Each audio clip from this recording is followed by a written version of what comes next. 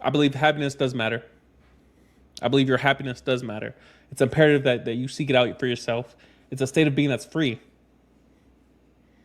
Everyone is constantly trying to sell you happiness, but it's a state of being that's free. But a lot of us make it more expensive. It's free already to be happy,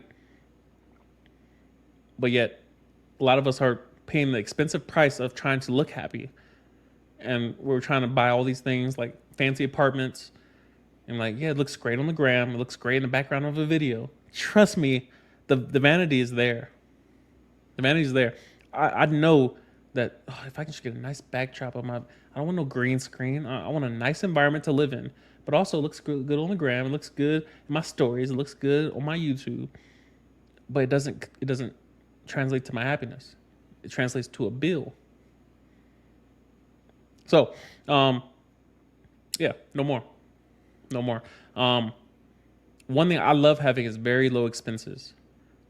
It gives you so many options.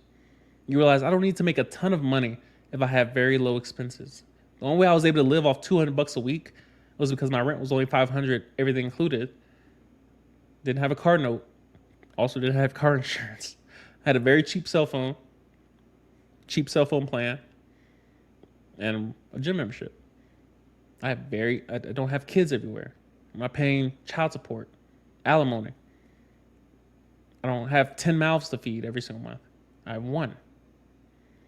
And not that that's the way to live endlessly, but proportionally, it works. For one person, you shouldn't have 1,000 expenses. Thank God that thankfully I don't have gambling issues and drug issues and alcohol issues. So it's about realizing, all right, happiness does matter.